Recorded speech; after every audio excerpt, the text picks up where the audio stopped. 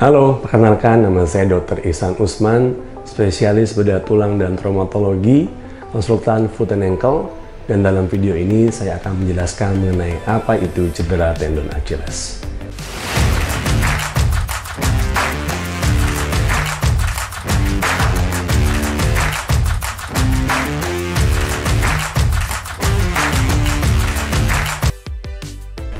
Tendon Achilles merupakan struktur urat yang menghubungkan antara tulang di bagian tumit dengan struktur otot di bagian betis yang berfungsi untuk menggerakkan mobilisasi daerah pergelangan kaki.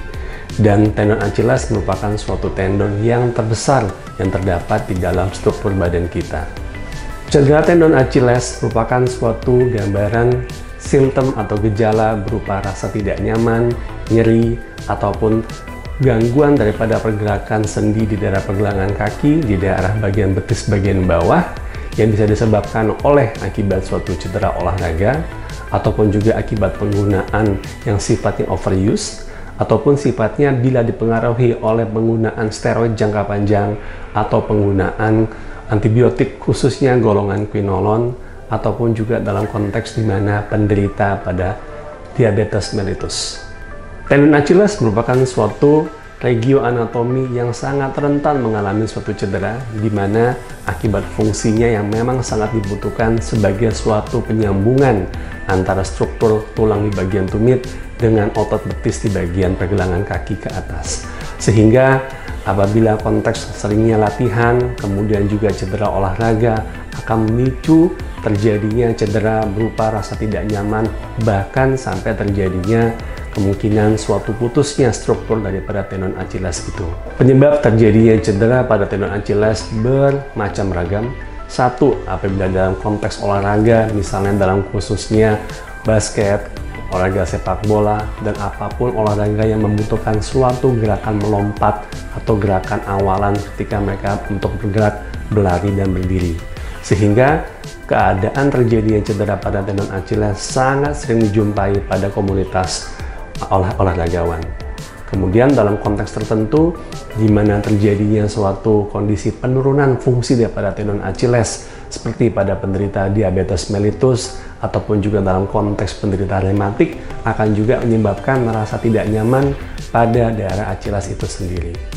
Tanda dan gejala cedera tendon Achilles bisa bermacam ragam.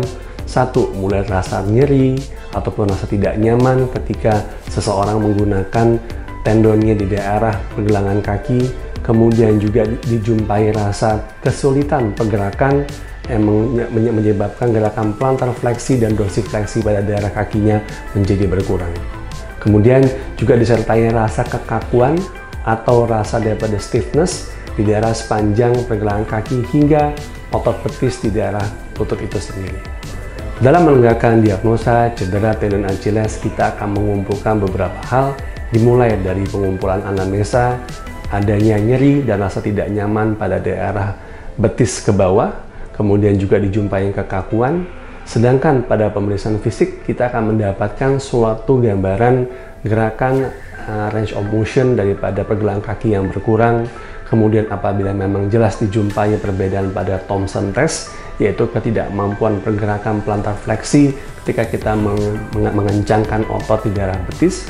Kemudian juga kita bisa lihat dengan rasa nyeri yang bisa terjadi sepanjang tendon Achilles maupun ketika dia berinsersi atau berujung kepada tulang tumit di daerah kalkanel. Pemeriksaan penunjang lain yang sangat dibutuhkan untuk menegakkan diagnosa cedera tendon Achilles adalah bisa kita mulai dengan screening, pemeriksaan X-ray daerah ankle. Di sana kita bisa melihat apabila dijumpai tanda-tanda adanya spur formation atau juga dijumpai adanya konteks daripada gambaran penebalan struktur tulang di daerah tempat insersi tendon Achilles tersebut. Sedangkan yang paling menjadi goalnya adalah penggunaan MRI sehingga kita bisa melihat seluruh struktur tendon Achilles secara lebih jelas dan juga gambaran insersi terhadap tulang kalkaneal itu sendiri. Tata laksana manajemen pada kasus cedera tendon Achilles bisa kita bagi menjadi dua hal. Satu, tindakan secara konservatif. Yang kedua adalah tindakan secara operatif. Kita bisa mulai dengan konteks tindakan konservatif. Pada cedera akut, Bisa kita mulai dengan cara pemberian daripada kompres es, kemudian juga kita bisa istirahatkan tendon Achilles itu tersebut, kemudian kita bisa berikan obat-obatan anti nyeri untuk mengurangi derajat nyeri itu sendiri, kemudian istirahatkan daerah tendon Achilles itu sendiri. Modalitas tata laksana manajemen cedera tendon Achilles yang lain juga meliputi adalah konteks fisioterapi dengan cara pemberian massage, kemudian shockwave terapi, dan juga tindakan pemberian heat terapi sebelum kita maju dalam konteks tindakan yang lain.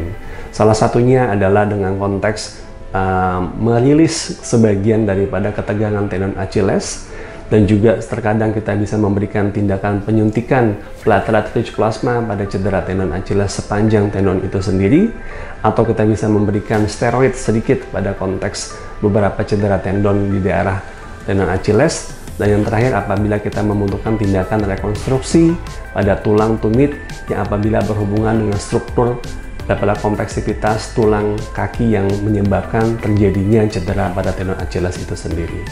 Pasca tata laksana cedera tendon Achilles membutuhkan suatu penanganan komprehensif meliputi gerakan rehabilitasi, di mana setiap penderita harus satu mengubah gaya hidupnya, kemudian juga mengubah penggunaan gaya sepatunya, memilih olahraga yang sesuai dengan kondisinya, dan juga secara intensif selalu kembali berobat dan mengecek apakah terjadi perubahan secara lebih lanjut, khususnya pada penderita yang memiliki faktor-faktor komorbid seperti yang tadi disebutkan di awal, seperti konteks rematik maupun juga diabetes mellitus. Komplikasi yang dapat timbul dari cedera tendon Achilles yang berkepanjangan bisa menimbulkan penurunan daripada fungsional status setiap penderita itu sendiri.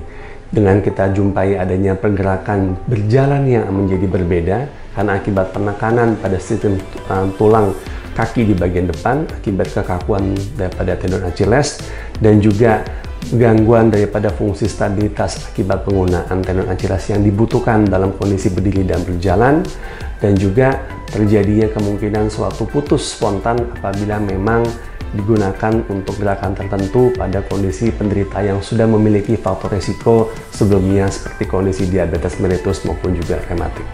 Cara mencegah cedera tendon Achilles dapat kita mulai dengan satu, mengubah dan memilih tata laksana olahraga yang paling sesuai dengan kondisi kita. Dan kita juga harus sesuaikan dengan penggunaan sepatu yang tepat, dan juga kita harus melakukan tindakan stretching yang adekuat dan optimal sebelum kita melaksanakan tindakan ataupun gerakan olahraga yang akan kita kerjakan. Dan juga kita juga harus melihat kemungkinan struktur masalah pertimbangan struktur tulang kaki maupun juga kondisi ada pemendekan misalnya pada salah satu tungkai yang akan menyebabkan resiko terjadinya cedera tendon Achilles menjadi sangat besar, sehingga hal-hal tersebut harus bisa kita pahami sebelum kita melakukan gerakan olahraga tertentu. Pertanyaannya, kapankah Anda harus berpikir untuk datang dan berobat ke dokter spesialis ortopedi dalam kasus cedera tendon Achilles? 1. Apabila memang nyerinya berkepanjangan dan juga berlanjut di atas waktu 2 minggu, dan juga apabila dijumpai kemungkinan terjadinya cedera seperti robekan pada otot Achilles dengan perasaan pop sign di mana terdengar bunyi seperti ada yang terputus, dan apabila juga Anda memiliki konteks suatu faktor komorbid seperti diabetes dan rematik, dan Anda memiliki keluhan terasa tidak nyaman di bagian tumit, sehingga agar Anda bisa melakukan tindakan screening dan datang untuk memeriksakan lebih lanjut mengenai kondisi tendon Achilles itu sendiri. Semoga semua informasi yang saya paparkan pada video ini, dimulai daripada konteks diagnosa, gejala klinis, tata laksana manajemen pada kondisi akut maupun pada kondisi kronik, dan juga komplikasi yang bisa timbul, dan juga yang terakhir berupa trik and trik terhadap semua keluhan dan kapan datang berobat, bisa menjadi suatu informasi yang berguna kepada para pemirsa, dan juga harus tahu dan kapan dalam waktunya ketika Anda bisa memeriksakan hal ini kepada dokter spesialis tulang, ortopedi, dan traumatologi. Terima kasih atas waktu dan atensi terhadap video ini. Saya atas nama Dr. Ihsan, spesialis ortopedi, trauma, dan odontologi konsultan foot and ankle, mengucapkan salam sehat selalu.